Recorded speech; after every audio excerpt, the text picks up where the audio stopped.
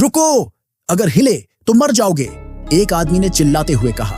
लेकिन कुछ लोग उसे पागल समझ रहे थे। तभी एक मधुमक्खी एक औरत की गर्दन पर बैठी और डर के मारे वह उछल पड़ी। बस वही पल आखिरी साबित हुआ। जैसे ही उसने हलचल की, एक गोली चली और उसके सिर के ऊपर चमकता हुआ जीवन का निशान बुझ गया। पास खड़ा एक अनुभवी व्यक्ति यह सब देख रहा था। लोग घबराकर इधर उधर भागने लगे, लेकिन जितना वे भागते उतनी ही गोलियों की आवाज गूंजने लगती। ये सब इसलिए हो रहा था क्योंकि यहाँ एक ऐसा सिस्टम था जो हर हरकत को पकड़ लेता था। वह आदमी बार बार सबको चिल्लाकर कह रहा था, मत हिलो वरना मर जाओगे, पर कोई सुनने को तैयार नहीं था। धीरे धीरे एक एक करके सब गिरने लगे। यह आदमी इन सब के पीछे का रहस्य जानता था। 3 साल पहले वह खुद ऐसे ही एक खेल का हिस्सा था। 456 खिलाड़ियों में से वही अकेला बचा था और उसने 45.6 अरब कोरियन वॉन जीते थे। लेकिन इस बार वह सिर्फ दर्शक नहीं था, वह इन जानलेवा खेलों को रोकने आया था। गोलियों की आवाज के बीच सब कुछ थम गया। डर के मारे अब कोई हिलने की हिम्मत नहीं कर रहा था।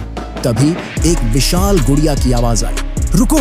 अब कोई गलती करने की हिम्मत नहीं कर रहा था। किम की हून ने छोटे खिलाड़ियों को समझाया, बड़े लोगों के पीछे छिप जाओ ताकि गुड़िया की नजर तुम पर न पड़े। धीरे धीरे लोग आगे बढ़ने लगे, लेकिन अचानक एक खिलाड़ी ने 3 लोगों को धक्का दे दिया। वे गिर पड़े और तुरंत गोली लगने से मर गए। यह खेल ताकत का नहीं था, यह संयम और समझदारी का खेल था। की हून खुद फिनिश लाइन पार कर चुका था, लेकिन उसने देखा कि एक आदमी गिरा हुआ है। समय बस 29 सेकंड बचा था। अपने जीवन की परवाह किए बिना वह वापस दौड़ा। उसने उस आदमी को उठाया और दूसरे खिलाड़ी की मदद से वे सब फिनिश लाइन पार करने में सफल रहे। लेकिन हर कोई इतना भाग्यशाली नहीं था। खेल खत्म हुआ।